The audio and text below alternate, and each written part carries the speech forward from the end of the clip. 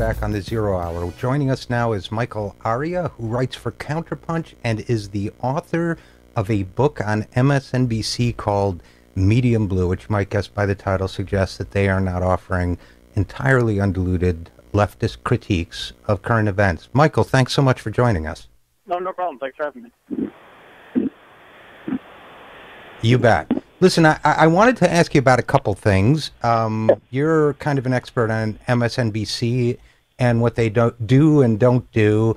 And you wrote a great piece last week about MSNBC and Gaza. But before we get to this, I wanted to get your thoughts on a piece that was previewed from a book on the Clintons that's coming out by David Halper. And there was a snippet of it released just last week that said that, and I'm quoting Hadass Gold, writing in Politico, Hillary and Bill Clinton went to the top of the NBC food chain all the way up to General Electric's board to get back at MSNBC's David Schuster in 2008. Now, I inherited this show from David Schuster. I like David. I think he's a good guy, but not a radical, not a subversive, not a vindictive guy. Very nice man.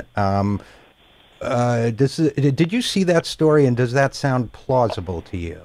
I saw the story. I haven't read the book, I have to say. It seems like a pretty daunting task. I'm not sure I will. But it seems in line to an extent. I think my book is kind of about how, at its core level, they don't really have a politics. I don't think there's anything, especially political, above Phil Griffin. I think he'd be doing much of the same if they were running a conservative network. But on the level that they've developed into something of a news station since the election of Obama, and they've kind of rebranded themselves as a liberal alternative to Fox. A story like that falls in line with some other stories that we've heard, including many of their hosts, including Maddow and Hayes, meeting with the president on a couple occasions to talk about policy and how things are being framed. So, yeah, there's definitely connections. I mean, of course, Joy Reid, who's now a full-time host of that station, used to work for the Obama campaign in 2008. So, they have, in many ways, as many inroads into political establishment as Fox does, I think, at this point. Well, I think that's interesting. I think that's one of your points in the book as well. I just so you and the audience know my other conflict of interest, I am good friends with Cenk Uygur, who is a host on MSNBC. Phil Griffin, the president, dismissed him even though he's doing well in the ratings because he wasn't playing ball with the political establishment. Cenk and I have worked together a lot. So I guess then the question that comes to mind on this story is it also says that there was very cynical messaging around the attack on David Schuster, basically that this would promote the kind of gender identity politics that Hillary was pushing. But I guess going back to the MSNBC side of it, my biggest concern, I guess I would say, about MSNBC is that it's being presented to a lot of people as the liberal alternative, but you say it doesn't have an ideology except proximity to one wing of the party. I mean, the way that Coca-Cola was closer to the Democrats, Pepsi-Cola was closer to the Republicans might be an analogy back in the 80s and 90s.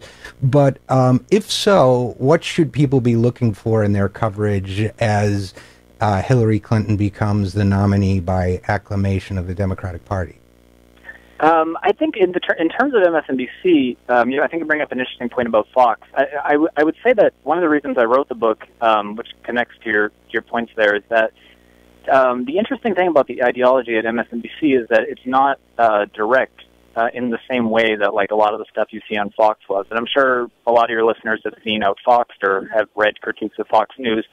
There's a lot of really good ones, but they tend to be pretty straightforward in terms of, I mean, in many situations, it seems like just direct propaganda, like Republican operatives, like literally sending people emails telling them what to say, what not to say. And it seemed to me when that the critique of MSNBC from some people on the left by saying it was just Fox for the Democrats struck me as extremely inadequate to a certain extent because in the case of the right-wing kind of like noise machine, it seems like there's a lot of people who are kind of in on the joke. I don't mean to suggest that they're like secretly progressive or something, but you get a lot of these quotes from people like Glenn Beck who say, like, if anybody listens to everything I say, they're an idiot. You get Bill O'Reilly essentially admitting to Stephen Colbert that a lot of what he does is an act. You get Rush Limbaugh after the Democrats won the House under the Bush administration saying that he's glad that the Republicans lost because he's tired of promoting messages he doesn't agree with.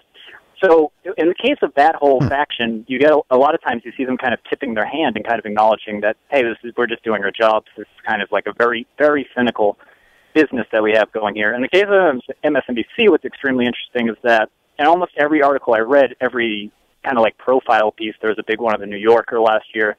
There's been a big one in the New Republic. Almost every piece that interviews Maddow or Hayes or any of the most prominent hosts, they make a point to kind of point out that they're never steered in a certain direction by Phil Griffin or anybody at the station. And it seems to me that they're under the impression they can do any kind of story that they want. And that, to me, is, in many ways, although it might sound ridiculous to your listeners, it's, at a certain level, it becomes more insidious than Fox because there's no coercion going on. And I think in many ways that's why critiques of liberal establishment media are a little bit more interesting than critiques of conservative media because there's that kind of dichotomy. Well, let me run an example by we're talking with writer Michael Arria about MSNBC and political affiliations, leanings on toward the Democrats. One of the things that struck me is that for a brief period, I was on the email list for Democratic Party talking points, and an error which has since been hastily corrected, I might add. But during the NSA revelations about Edward Snowden, what struck me about it, what stunned me about it is, one of the great things that MSNBC hosts like Rachel Maddow sell is their sincerity, or seeming sincerity. And what stunned me, and then we'll get to Gaza if we have time, what stunned me was that Rachel and a couple of the other hosts, but especially Rachel because she seems more sincere than some of the other, O'Donnell or whomever, went down the line in the list of talking points. How should one person be allowed to take this upon themselves, which is a challenge to the whole whistleblower or person of conscience concept. 2, he's so young. 3, he seems like an egomaniac. 4 or 5 points, she did them. I just don't know what to think, was actually on the talking points memo. I don't know what to think about this. So now, when a Rachel Maddow does that, is this because she sincerely believes she's serving her country best by following these Democratic partisan and I would say rather undemocratic talking points with a small d, or is it because she is playing a bigger game than her audience realizes? I really don't think they're playing a bigger game. People disagree with me. I mean, when I wrote the Gaza piece, for instance, when you write anything about Palestine, you get a lot of feedback from extremes on every level. But I got a lot of people who say things like, of course she covered it up, she's a Zionist, like et cetera, she's pro-Israel. I don't think it's like that. I don't think it's that cynical. I think people like Maddow and Hayes you get the feeling, just especially Hayes, who talks about this sometimes with his critics on Twitter. I mean, he's incredibly earnest, and they really think there was a I think I mentioned this in the Gaza piece, but she was on Bill Maher's show a few months ago, and the subject of Chris Christie came up in the bridge coverage, and he was kind of pushing back on the idea that MSNBC was covering it so much, and she genuinely seemed like she had no idea what he was talking about. She insisted that she covered other political scandals the same way. And then when somebody on the panel kind of pointed out that maybe the reason why MSNBC was covering it this way is because Christie was the prospective 2016 candidate, she just acted like it was the most ridiculous idea she'd ever heard in her life. So I really don't think it's a much deeper cynical game with them. I really think that they are under the impression that what they're doing is, I don't even get the feeling that they think they're exceptionally liberal progressive. It just seems to me that they think in many ways that they still believe in this kind of false theory of objectivity in the American media. I mean, they're really, really committed to it. And I think what we see if we take a closer look is that, obviously there's no such thing as objectivity in the American media. And when it comes to a lot of if you look a little deeper in a lot of the context, especially if we talk about Palestine, there is an ideology that comes out. It's just not as noticeable, I think, as, again, a place like Fox that is just going to be rapidly pro-Israel, and it's going to be very apparent to the viewer what's going on. I think an ideology definitely emits from MSNBC. I don't think anybody would deny that, but I don't think that the people who are involved are completely aware of what they're doing.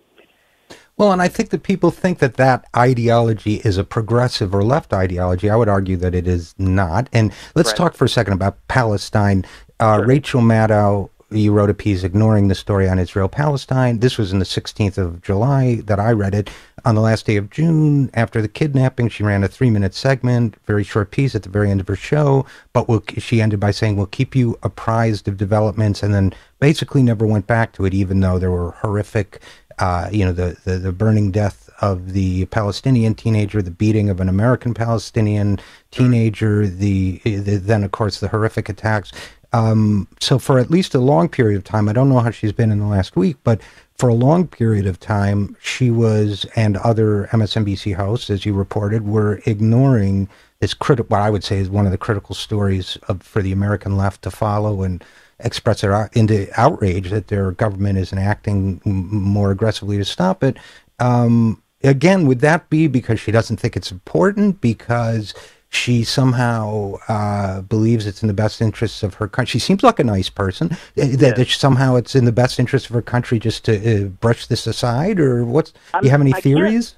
I mean, it just seems to me like she doesn't think it's as important. I mean, something that I've touched on in that piece is the things that she covered instead of Palestine. And this, to me, was kind of the most challenging part about my book, is trying to articulate this idea that I'm sure a lot of other people have picked up on this, but it seems to me that MSNBC, whether they do it consciously or not, uses kind of like the wackier elements of the right as a way to not talk about things like Palestine, or say like the Chelsea Manning trial, or the attack on Libya, or a whole host of things. I mean, your listeners could probably name a dozen off the top of their heads. But you see consistent coverage of the bridge scandal in New Jersey. You see consistent coverage of wacky things that Sarah Palin says, even though she's not even a politician anymore. There's one part of my book where I talk about on the day that Chelsea Manning was sentenced, Ed Schultz did, I think, 5 minutes on his show about Pat Robertson, a caller to Pat Robertson's show, or someone who wrote an email to Pat Robertson's show asking if they bought something of the Salvation Army, if there could still potentially be demons in like a sweater, or if there's a way to like exercise the sweater, which is a completely ridiculous story from Pat Robertson, who's a personality that no one really takes seriously. I don't even think people on the right take him seriously anymore. But it's just interesting to me that they kind of find ways to not talk about. I mean, it'd be one thing if they're being slammed with all kinds of news stories, but we're talking about them. We're talking about this when we talk about Maddow in Palestine. We're talking about, like you said, like days and days of chaos. And she ran an entire segment. The lead into her show was about John McCain confusing two people's names on a panel. So I think it's pretty apparent that a lot of the stuff isn't very relevant. It's only relevant within the context of this world where what happens on the right is the most relevant thing to the rest of the world. So that's where the ideology, I think, really comes from. And I would point out that on Maddow and Israel, she doesn't mention Israel very often, but when she does, she kind of falls into, again, there is an ideology that comes out, but it's not as direct. She did a big piece on attack on Gaza, I think in 2009, or perhaps 2012, where she talked about both sides. They've been fighting forever. These kind of same tropes that you see a lot in the media. Yeah, and there was a really good piece in Jacobin the other day by I think Greg Shupak, kind of rejecting the big critique of this both sides ideology, which is in itself isn't, of course, an ideology, because it's an evasion. I guess, absolutely, yeah.